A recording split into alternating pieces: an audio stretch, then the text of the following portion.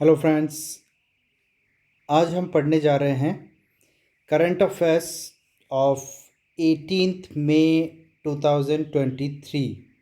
मतलब आज ही के दिन के जो मोस्ट रिसेंट करंट के क्वेश्चंस है जो एग्ज़ाम्स में बन सकते हैं, वही हम पढ़ने जा रहे हैं current affairs GK booster class में। ठीक है, तो ये जो करंट अफेयर्स रहेगा ये सारे एग्ज़ाम्स के लिए है। आप एसएससी की तैयारी कर रहे हैं, जो भी एग्ज़ाम आप दे रहे हैं, सबके लिए ये रहेगा। ठीक है, और आपको नोट्स चाहिए, ये जो पीडीएफ फाइल है ये आपको चाहिए तो आप मुझे इस नंबर पर व्हाट्सएप कर सकते हैं और हमारे चैनल को सब्सक्राइब कर सकते हैं for regular current affairs classes. तो आज के इतिहास के बारे में देखते हैं। 18 मई का इतिहास क्या कहता है। आज ही के दिन 1974 में राजस्थान के पोखरण में अपने पहले भूमिगत परमाणु बम परीक्षण के साथ भारत परमाणु शक्ति संपन्न देश बना था। इस परीक्षण को स्माइलिंग बुद्धा नाम दिया गया था। क्या नाम दिया गया था इसको? स्माइलिंग बुद्धा, जो कि भारत का पहला परमाणु बम परीक्षण था, पोखरण में किया गया था, जो कि राजस्थान में है, 18 मई 1974 को। और 2008 में आज ही के दिन पार्श्व गायक नितिन मुकेशन को मध्य प्रदेश सरकार ने राष्ट्रीय लता मंगेशकर अलंकरण से सम्मानित किया था।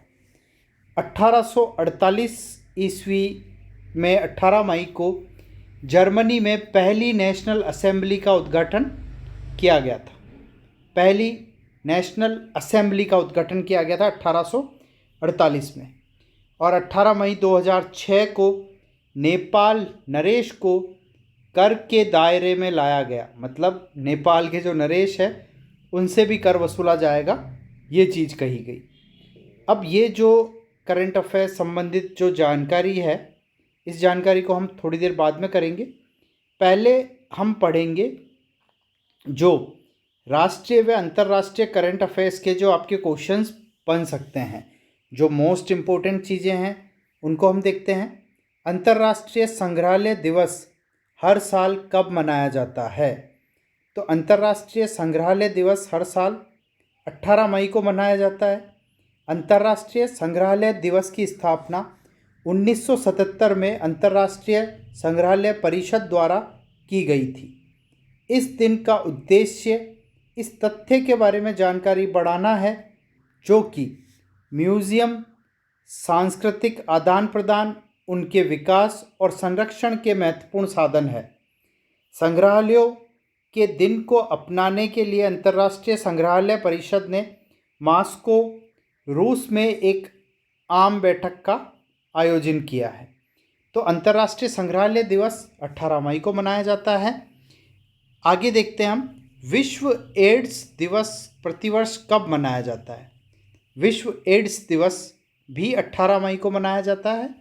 वर्ल्ड एड्स वैक्सीन डे, क्या बोलते हैं इसको? World AIDS vaccine day. विश्व एड्स दिवस हर साल 18 मई को मनाया जाता है। इसकी शुरुआत 1998 से हुई।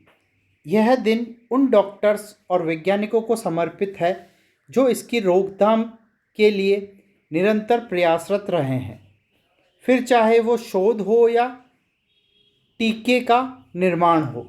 ठीक है, ये गलती से टोंक लिख दिया गया, टीके का निर्माण होगा।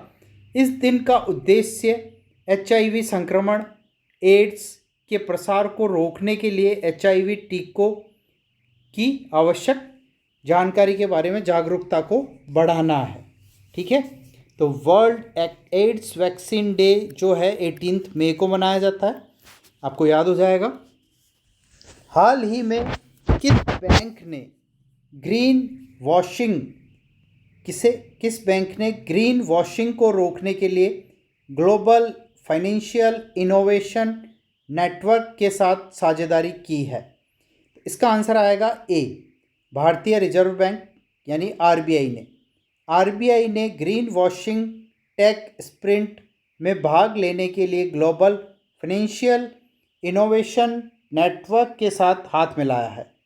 इस आयोजन का उद्देश्य पर्यावरण, सामाजिक और शासन क्रेडेंशियल से संबंधित अंतर्रंजित, भ्रामक और निराधार दावों से जुड़ी चिंताओं को दूर करना है। मतलब ये जो आजकल फाइनेंसिस को लेकर के जो भ्रामक जानकारी फैलाई जा रही है, निराधार दावे किए जा रहे हैं कि हम आपको इतना % दे देंगे, हम आपका पैसा डबल कर देंगे, उन सब पे रोक लगाने के लिए आरबीआई ने ग्रीन वॉशिंग को रोकने के लिए, इन सबको क्या बोलते हैं, ग्रीन वॉशिंग बोलते हैं, तो इसे रोकने के लिए ग्लोबल फाइनेंशियल इनोवेशन नेटवर्क के साथ साझेदारी की है। ठीक है, आगे देखते हैं हम। ये है हमारे आरबीआई के गवर्नर। ठीक है, आगे देखते हैं। हाल ही में किस भारतीय अभिनेत्री ने टाइम मैगजीन के कवर पेज पर अपनी जगह बनाई है? तो आप इन्हें जानते हैं, ये है Deepika Padukone. So C answer is correct. Bollywood अभिनेत्री दीपिका पादुकोण ने हाल ही में टाइम मैगजीन के कवर पर आने वाली वैश्विक हस्तियों के एलीट क्लब में अपनी जगह बनाई है। टाइम के कवर पर फीचर होने वाले गिने चुने इंडियन सेलिब्रिटीज़ में से एक दीपिका पादुकोण भी बन गई है। एक्ट्रेस का कहना है कि उन्होंने कभी भी भारत को दुनिया में ले जाने का लक्ष्य नहीं रखा, बल्कि हमेशा दुनिया को भारत में लाने का लक्ष्य रखा है। चलिए, अच्छी बात है। मैं तो कंफ्यूज हो गया था, मैं कहा भाई साहब क्या बोल रहे हैं। अब हाल ही में आईपीएल में सबसे ज़्यादा विकेट लेने वाले गेंदबाज कौन बने हैं? तो ये बने हैं Yuzvendra Chahal, most IPL wickets. तो अभी आईपीएल चल रहा है, आप देख रहे होंगे। तो किसने सबसे ज़्यादा विकेट्स लिए आईपीएल में? यजुवेंद्र चहल ने। बी, राजस्थान रॉयल्स के गेंदबाज Yuzvendra Chahal Indian premiere league IPL में सबसे ज़्यादा विकेट लेने वाले गेंदबाज बन गए हैं। उन्होंने इंडियन प्रीमियर लीग के 143 मैचों में कुल 184 विकेट लिए हैं। उन्होंने ईडन गार्डन में कोलकाता नाइट राइडर्स के खिलाफ यह उपलब्धि हासिल की। ड्वेन ब्रावो 161 मैचों में 183 विकेट लेकर दूसरे स्थान पर है। एक ही विकेट का फ़र्क है, 184 और 183, लेकिन मैचों में बहुत बड़ा फ़र्क है। देखिए 143 में ही ले लिए इन्होंने, 161 में लिए, तो एवरेज अच्छा है चहल का।